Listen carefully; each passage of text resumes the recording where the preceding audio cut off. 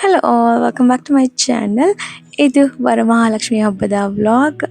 I hope ನಿಮಗೆ ಇಷ್ಟ ಆಗುತ್ತೆ ಅಂದ್ಕೊಳ್ತೀನಿ. ಫಸ್ಟ್ ಟೈಮ್ ವ್ಲಾಗ್ ಮಾಡ್ತಾ ಇರೋದು. ಆ್ಯಂಡ್ ವಿಡಿಯೋ ಇಷ್ಟ ಆದರೆ ಲೈಕ್ ಮಾಡಿ, ಶೇರ್ ಮಾಡಿ, ಹೈಪ್ ಮಾಡಿ. ಆ್ಯಂಡ್ ಆಲ್ಸೋ ನನ್ನ ಚಾನಲ್ಗೆ ಸಬ್ಸ್ಕ್ರೈಬ್ ಮಾಡ್ಕೊಂಡಿಲ್ಲ ಅಂದರೆ ಸಬ್ಸ್ಕ್ರೈಬ್ ಮಾಡ್ಕೊಳ್ಳಿ. ಓಕೆನಾ? ಒನ್ಸ್ ಅಗೇನ್ ಹ್ಯಾಪಿ ಹಬ್ಬ. ಎಲ್ಲರಿಗೂ ಚೆನ್ನಾಗಿ ಆಯಿತು ಅಂದ್ಕೊಳ್ತೀನಿ ಹಬ್ಬ. So let's start.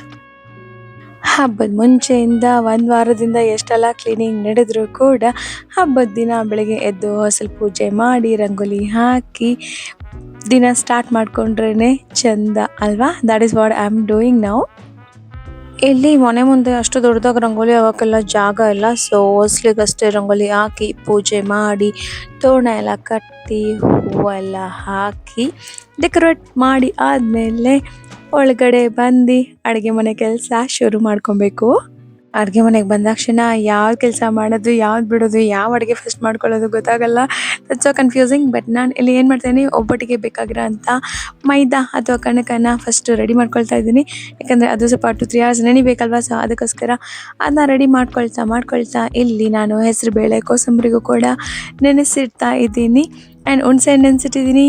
And also preparing ಇಲ್ಲಿ ಏನು ಮಾಡ್ತಾ ಇದ್ದೀನಿ, ಓಕೆ, ಪುಳಿಯೋಗರೆ ಗೊಜ್ಜು ಮಾಡ್ಕೊಳ್ತಾ ಇದ್ದೀನಿ. ಸೊ ಕಡಲೆಕಾಯಿ ಫಸ್ಟು ಹುರಿದು ತೆಗೆದಿಟ್ಕೊಂಡು ಆಮೇಲೆ ಪುಳಿಯೋಗರೆ ಗೊಜ್ಜನ್ನ ರೆಡಿ ಮಾಡ್ಕೊಳ್ತಾ ಇದ್ದೀನಿ. ಅಷ್ಟೊಂದು ಹುಣಸೆ ಏನಕ್ಕಪ್ಪ ಅಂದರೆ ಪುಳಿಯೋಗರೆಗೆ ಆ್ಯಂಡ್ ಆಲ್ಸೋ ಒಬ್ಬಟ್ಟು ಸಾರು ಮಾಡೋಕ್ಕೆ. ನೀವು ಹಬ್ಬಕ್ಕೆ ಏನೆಲ್ಲ ಅಡುಗೆ ಮಾಡಿದ್ರಿ ಅಂತ ಕಾಮೆಂಟಲ್ಲಿ ತಿಳಿಸಿ ನನಗೆ, ಓಕೆನಾ? ಆ ಕಡೆ ಪುಳಿಯೋಗರೆ ರೆಡಿ ಆಯಿತು. ಈಗ ನಾನು ಕೋಸಂಬರಿಗೆ ಕ್ಯಾರೆಟ್, ಸೌತೆಕಾಯಿ, ಹಾಗೆ ಕೊಬ್ಬರಿ, ಮೆಣಸಿನ್ಕಾಯಿ, ಕೊತ್ತಂಬರಿ ಎಲ್ಲ ರೆಡಿ ಮಾಡಿಟ್ಕೊಳ್ತಾ ಇದ್ದೀನಿ ಹೆಚ್ಚಿ. ಆಲ್ರೆಡಿ ಕೋಸಂಬರಿಯಲ್ಲಿರೋ ನೀರನ್ನ ತೆಗೆದು ಅದಕ್ಕೆ ಕ್ಯಾರೆಟ್ ಮತ್ತು ಸೌತೆಕಾಯಿ ಹಾಕಿಡ್ತಾ ಇದ್ದೀನಿ. ಆ ನೀರೆಲ್ಲ ನೆನೆಸ್ಕೊಂಡ್ರೆ ಸಾಕು ಅಂತ.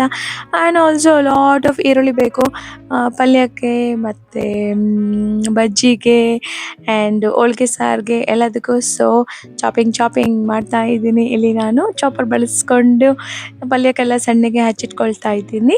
ಇದಾದಮೇಲೆ ಬಜ್ಜಿ ಬೇಕಲ್ವಾ, ಅಂದರೆ ಏನಾದರೂ ಕುರುಕಲು ತಿಂಡಿ, ಹಪ್ಪಳ, ಬಜ್ಜಿ, ಬೋಂಡ ಎಲ್ಲ. ಸೊ ಹಾಗಾಗಿ ನಾನು ಒಂದು ಬಾಳೆಕಾಯಿನ ಹಾಗೆ ಸ್ವಲ್ಪ ಕ್ಯಾಪ್ಸಿಕಮ್ ಮತ್ತು ಆಲೂಗಡ್ಡೆನ ಕಟ್ ಮಾಡಿ ಇಟ್ಕೊಳ್ತಾ ಇದ್ದೀನಿ.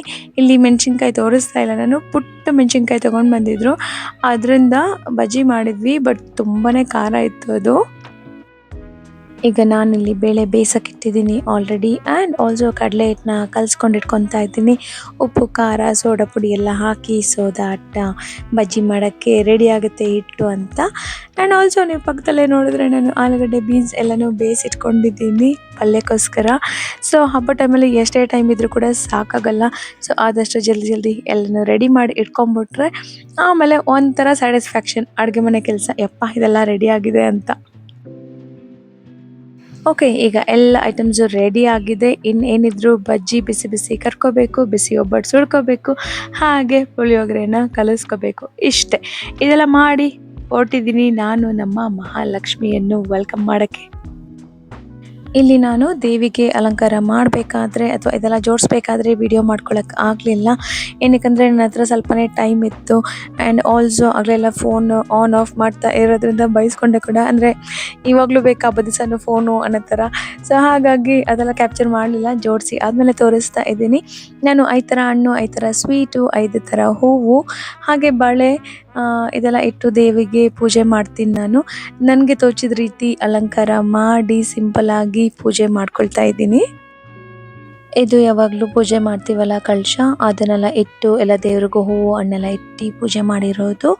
ಹೇಗಿದೆ ನನ್ನ ದೇವ್ರ ಮನೆಯ ಅಲಂಕಾರ, ಹಾಗೆ ಲಕ್ಷ್ಮೀ ದೇವಿಯ ಅಲಂಕಾರ ಅಂತ ಕಾಮೆಂಟ್ ಮಾಡಿ ತಿಳಿಸಿ, ಓಕೆನಾ? ಯಾರೆಲ್ಲ ನನ್ನ ಚಾನಲ್ಗೆ ಸಬ್ಸ್ಕ್ರೈಬ್ ಮಾಡ್ಕೊಳ್ದೆ ವಿಡಿಯೋ ನೋಡ್ತಾ ಇದ್ದೀರಾ ಅವರು ಸಬ್ಸ್ಕ್ರೈಬ್ ಮಾಡ್ಕೊಳ್ಳಿ, ಓಕೆನಾ?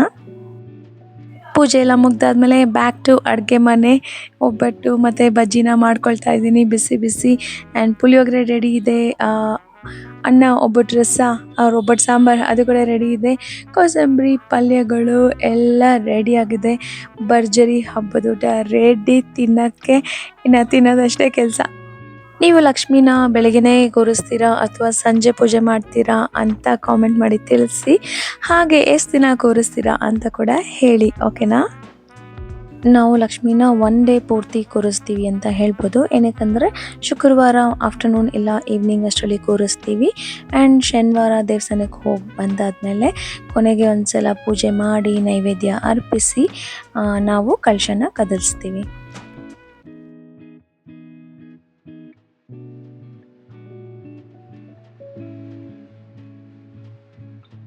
ನೆಕ್ಸ್ಟ್ ಡೇ ಪೂಜೆಗೆ ನಾನು ನೈವೇದ್ಯಕ್ಕೆ ಬೆಲ್ಲದನ್ನ ಹಾಗೆ ಪುಳಿಯೋಗರೆನ ಮಾಡ್ಕೊಳ್ತಾ ಇದ್ದೀನಿ.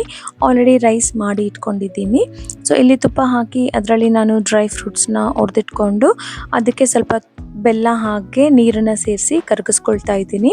ಬೆಲ್ಲ ಎಲ್ಲ ಚೆನ್ನಾಗಿ ಕರಗಾದ್ಮೇಲೆ ಇದಕ್ಕೆ ನಾನು ಬೇಯಿಸಿಟ್ಕೊಂಡಿರೋಂಥ ಅನ್ನನ ಸೇರಿಸಿ ಚೆನ್ನಾಗಿ ಮಿಕ್ಸ್ ಮಾಡಿಕೊಂಡು ಇದಕ್ಕೆ ಒಂದು ಅರ್ಧ ಕಪ್ ಆಗಷ್ಟು ಹಾಲು ಹಾಗೆ ಏಲಕ್ಕಿ ಪುಡಿನ ಸೇರಿಸಿ ಆಮೇಲೆ ಸ್ವಲ್ಪ ಕೋವಾ ಇತ್ತು ನನ್ನ ಹತ್ರ, ಸೊ ಅದನ್ನು ಸೇರಿಸಿ ಚೆನ್ನಾಗಿ ಮಿಕ್ಸ್ ಮಾಡ್ಕೊಳ್ತಾ ಇದ್ದೀನಿ.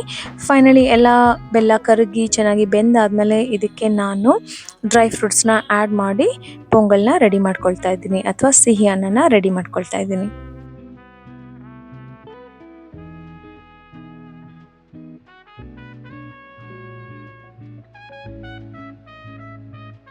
ನಮ್ಮ ಮನೇಲಿ ತುಂಬ ವರ್ಷದಿಂದ ಪ್ರಾಕ್ಟೀಸ್ ಏನಂದರೆ ಶುಕ್ರವಾರ ಹಬ್ಬ ಮಾಡಾದ್ಮೇಲೆ 2ನೇ ಶ್ರಾವಣ ಶನಿವಾರದಂದು ನಾವು ವೆಂಕಟೇಶ್ವರ ಸ್ವಾಮಿ ದರ್ಶನಕ್ಕೆ ಹೋಗಿ ಬರ್ತೀವಿ.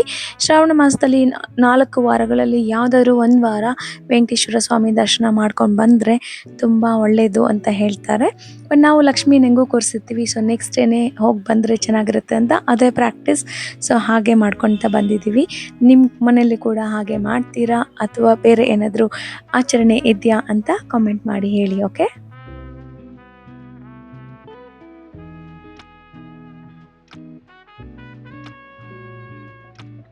ಫೈನಲಿ ಮನೇಲಿ ಪೂಜೆ ಎಲ್ಲ ಮುಗ್ದಾದ್ಮೇಲೆ ನಾವು ವೆಂಕಟೇಶ್ವರ ಸ್ವಾಮಿ ದೇವಸ್ಥಾನಕ್ಕೆ ಹೋಗಿ ಬಂದ್ವಿ. ಯಾವಾಗಲೂ ತುಂಬ ವರ್ಷ ಮುಂಚೆಯಿಂದ ನಾವು ಚಿಕ್ಕ ತಿರುಪತಿಗೆ ಹೋಗ್ತಿದ್ವಿ. ಬಟ್ ಈಗ ಒಂದು ಕೋವಿಡ್ ಆದಮೇಲಿಂದ ಮೋಸ್ಟ್ಲಿ ನಾವು ಇಲ್ಲೇ ಹತ್ರದಲ್ಲೇ ಇರೋ ದೇವಸ್ಥಾನಕ್ಕೆ ಹೋಗಿ ಬರ್ತೀವಿ. ಯಾಕಂದರೆ ಚಿಕ್ಕ ತಿರುಪತಿಯಲ್ಲಿ ತುಂಬ ಕ್ರೌಡೆಡ್ ಆಗಿರುತ್ತೆ. ಫುಲ್ ಡೇ ವೇಟ್ ಮಾಡಿ ಆಮೇಲೆ ದರ್ಶನ ಸ್ವಲ್ಪ ಹೊತ್ತೇ ಸಿಗುತ್ತೆ. ಸೊ ಹಾಗಾಗಿ ಇಲ್ಲೇ ಇರೋ ದೇವಸ್ಥಾನಕ್ಕೆ ಹೋಗಿ ನೆಮ್ಮದಿಯಾಗಿ ದೇವ್ರ ದರ್ಶನ ಮಾಡಿಕೊಂಡು ಸ್ವಲ್ಪ ಹೊತ್ತು ಅಲ್ಲಿ ಒಂದು 1/4 ಗಂಟೆ ಅರ್ಧ ಗಂಟೆ ಕೂತ್ಕೊಂಡಿದ್ದು ಆರಾಮಾಗಿ ದೇವರನ್ನ ಪೂಜೆ ಮಾಡಿಕೊಂಡು ನಮ್ಗೇನು ಬೇಕೋ ಅದೆಲ್ಲ ಕೇಳಿಕೊಂಡು ಬರ್ಬೋದು. ಲಕ್ಷ್ಮೀ ವೆಂಕಟೇಶ್ವರ ಸ್ವಾಮಿಯ ಆಶೀರ್ವಾದ ಹಾಗೂ ಅನುಗ್ರಹ ಸದಾ ಕಾಲ ನಮ್ಮೆಲ್ಲರ ಹಾಗೂ ನಿಮ್ಮೆಲ್ಲರ ಮೇಲೆ ಇರಲಿ ಅಂತ ಹೇಳ್ತಾ ಇವತ್ತಿನ ನನ್ನ ವ್ಲಾಗ್ನ ಸ್ಟಾಪ್ ಮಾಡ್ತಾ ಇದ್ದೀನಿ. ಐ ಹೋಪ್ ನಿಮಗೆ ಇಷ್ಟ ಆಯಿತು ಅಂತ. ಇಷ್ಟ ಆದರೆ ಹೈಪ್ ಮಾಡಿ ಹಾಗೆ ನಿಮ್ಮ ಫ್ರೆಂಡ್ಸ್ ಆ್ಯಂಡ್ ಫ್ಯಾಮಿಲಿ ಜೊತೆ ಶೇರ್ ಮಾಡಿ. Thank you so much for watching. Love you all.